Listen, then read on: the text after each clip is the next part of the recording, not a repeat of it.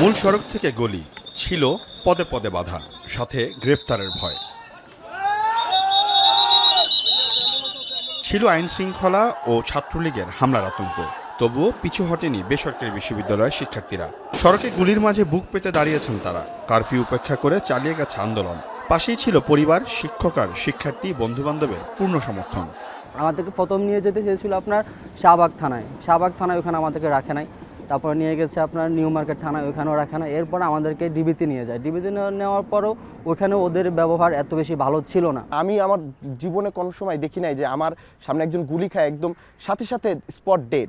তার লাশটা আমি যখন রিকশায় উঠাই, তো আমার জামা প্যান্ট, আমার আইডি কার্ডে তার রক্ত লেগে থাকে। তার ফ্যামিলি থেকে পরে আমাকে যোগাযোগ করে এবং বলে যে তা আমার জামা কাপড় অথবা নিয়ে আসতে পারবেন। তো আমি নিয়ে যাই, যেহেতু আমি ওগুলো ধুয়ে ফেলেছিলাম। তো আমার আইডি কার্ডের এই যে অংশটার সাথে এটার সাথে একটু রক্ত লেগে থাকে, তারা এটি রেখে দেয়। তারাও শিক্ষার্থী, আমরাও শিক্ষার্থী, এবং যখন দেখছি যে আমার বন্ধু, অনেক বন্ধুই আছে যারা বিভিন্ন পাবলিক ভার্সিটিতে আছে, তো তারা যখন মার খাচ্ছে, এটা দেখার পরে আসলে আমি নিজে ঘরে থাকবো, এটা তো কখনো হয় না। আমার চেনা পরিচিত অনেকেই মানে খুবই নৃশংসভাবে মানে তাদের হাতে মার খেয়েছে।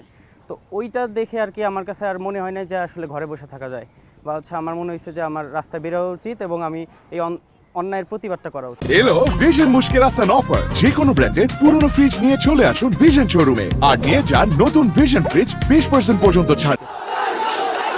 14 জুলাই কোটা সংস্কার আন্দোলনকে ঘিরে রাতে ঢাকা বিশ্ববিদ্যালয় ও জাহাঙ্গীরনগর বিশ্ববিদ্যালয়ের শিক্ষার্থীদের উপর ছাত্রলীগ নির্বিচারে হামলা চালায়। পরদিন প্রতিবাদ কর্মসূচিতে বিভিন্ন পাবলিক বিশ্ববিদ্যালয়ের শিক্ষার্থীদের উপর হামলার জেরে আন্দোলনে একাত্মতা ঘোষণা করেন বেসরকারি বিশ্ববিদ্যালয়ের শিক্ষার্থীরাও।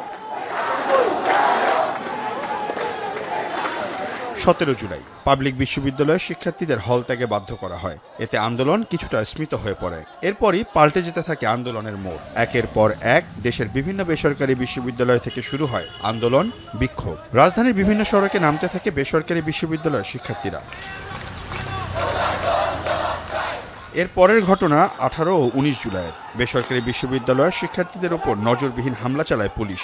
রাজধানীর Rampura, Badda, Bashundhara 1 number gate, Uttara, Mohammadpur, science lab সহ বিভিন্ন জায়গায় ছাত্রদের উপর নির্বিচারে গুলি চালায় পুলিশ। দেশের বিভিন্ন আন্দোলন সংগ্রামে বেসরকারি বিশ্ববিদ্যালয়ের শিক্ষার্থীদের অংশগ্রহণ কম, এমন কথা প্রায় শোনা যায়।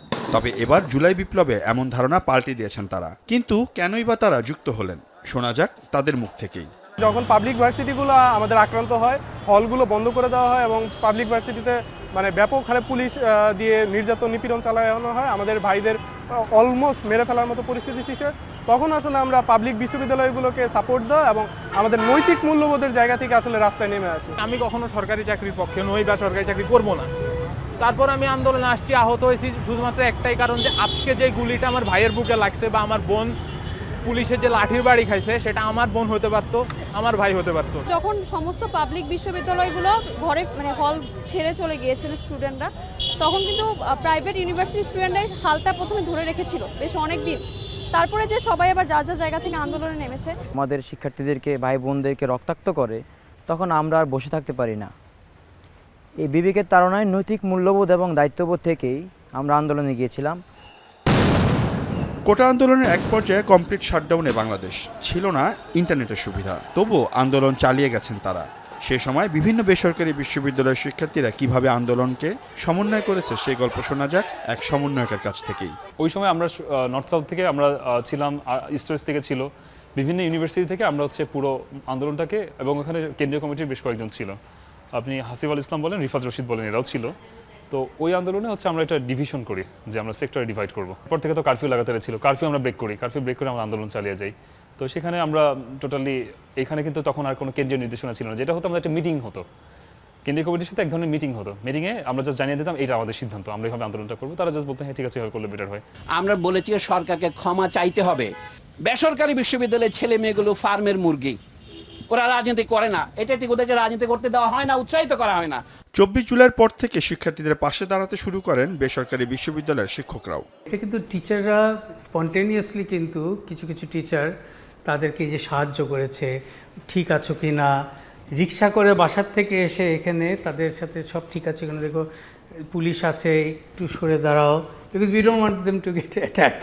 আমাদের ইউনিভার্সিটির প্রফেসর সালিমুল্লাহ খান, আমার জানার মতো উনি তো প্রথম বোধহয় কোনো শিক্ষকদের মধ্যে থেকে যে একে ওপেনলি বললেন যে এই সরকারের ইমিডিয়েটলি ক্ষমা চেয়ে পদত্যাগ করতে হবে, এটা তো সাংঘাতিক একটা সাপোর্ট। ওরা যে জয়েন করেছে একেবারে জান দিয়ে জয়েন করেছে, একেবারে 150% জয়েন করেছে, এবং পুলিশের গুলি, টিয়ার গ্যাস এবং স্টান গ্রেনেড ওরা খেতে রাজি হয়েছে এবং বলেছে না দেন আমরা তবু আসবো।